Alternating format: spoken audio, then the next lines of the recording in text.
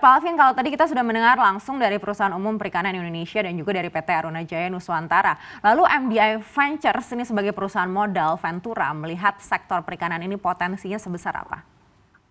Oke, kami dari MDI melihat potensi pengembangan startup di bidang agribisnis, pertanian perikanan saat ini sudah cukup baik. Gitu ya. Memang agak lambat di awal gitu ya, sekitar mungkin awal trennya itu sekitar 3 sampai 4 tahun yang lalu. Karena memang agak sulit ya untuk meyakinkan petani, nelayan untuk mengadopsi teknologi digital. Tapi menurut saya sekarang sudah cukup baik, apalagi dengan ada sentimen positif juga karena pandemi COVID-19 gitu ya, banyak startup-startup di bidang agribisnis ini yang naik traction-nya gitu ya. Jadi contohnya startup-startup yang menjual sayur, buah, dan ikan secara online. Gitu. Contohnya Aruna tadi, memang traksinya meningkat secara signifikan di pandemi ini gitu ya, karena masyarakat yang tadinya mungkin ke pasar terus market untuk belanja sekarang prefer belanja semuanya via online gitu ya. Jadi salah satu ini traksinya meningkat gitu ya. Dan menurut saya potensi juga masih besar karena startup-startup ini juga baru hadir di kota-kota besar saja dan Indonesia kan negara yang sangat besar. Jadi menurut kami potensi juga sangat besar di bidang agribisnis. Baik Pak Alvin, ini kalau kita mendengar tadi yang disampaikan PT Aruna juga mereka ini kan baru 64 titik begitu, sedangkan masih banyak sekali titik-titik dan desa-desa nelayan yang juga masih bisa meningkatkan potensi perikanan begitu. Sebenarnya apa yang terjadi? Apakah investor tidak terlalu tertarik begitu untuk invest di bidang perikanan ini? Betul. Ya, sebenarnya kalau dari sisi return on investment sebenarnya menarik ya buat kami gitu. Tapi memang belum banyak ya investor yang kita melihat investasi di startup di sektor agribisnis atau perikanan gitu. Apalagi kalau dilihat investor luar juga kadang-kadang mungkin mereka belum paham aja sih dengan marketnya.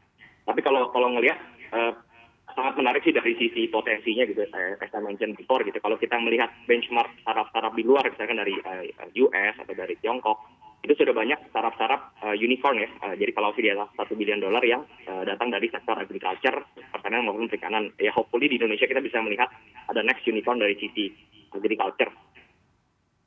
Baik, sebenarnya kalau dilihat peluang pengembangan digitalisasinya itu sebesar apa sih di sektor ini? Oke, mungkin tadi saya baru cerita contoh yang terkait marketplace ya. Tapi menurut saya vertikalnya di bawah agriculture itu masih banyak sektor-sektor di luar itu ya. Misalkan contohnya tadi saya bilang marketplace itu startup-startupnya baru men-solve sebagian kecil masalah lah ya digitalisasi di sektor pertanian dan perikanan gitu ya. Mungkin hanya membantu menyalurkan barang-barang direct dari petani ke consumer. Tapi di luar itu kita juga melihat masih banyak sih sektor-sektor yang menarik untuk dikembangkan. Contohnya IoT, jadi Internet of Things, sebuah hardware yang bisa meningkatkan produktivitas petani dan nelayan. Ada juga teknologi AI yang bisa melakukan image analytics, jadi bisa memprediksi hasil panen dari foto yang diambil dari drone ataupun satelit. Dan juga contohnya IoT yang bisa memberikan makan ikan secara otomatis, jadi itu meningkatkan produktivitas panen ikan juga. Baik Pak Alvin, tadi Anda sampaikan juga mungkin ini salah satu faktor yang membuat investor kurang tertarik dari asing ini juga karena kurangnya informasi begitu. Tapi sebenarnya kalau kembali lagi ke investasi, melihat return on investment ya dari sektor ini, itu menurut Anda semenarik apa? Iya, kalau menurut kita menarik gitu ya, sangat menarik di sektor agriculture gitu ya. Karena memang belum banyak investornya, makanya kita sebagai Ventures kita sangat melihat sektor ini gitu. Dari tahun kemarin sampai tahun ini kita melihat banget karena menarik ya, ROI-nya lumayan tinggi kalau kita lihat, dan dampaknya juga karena pandemi ini sangat baik ya untuk startup di bidang agriculture sekarang.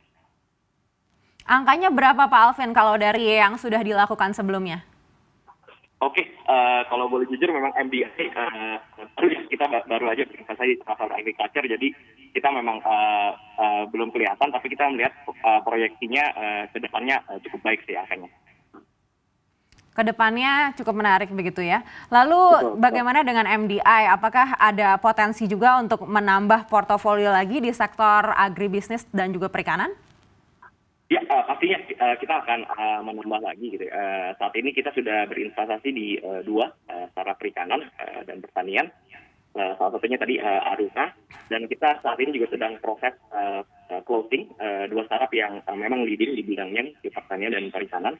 dan di luar hopefully kita di dua itu kita bisa announce di Q2 ini. Dan di luar itu juga kita masih mencari mungkin 2 sampai 3 startup lagi di sektor agriculture dan tidak menutup kemungkinan itu startup dari luar negeri atau global juga.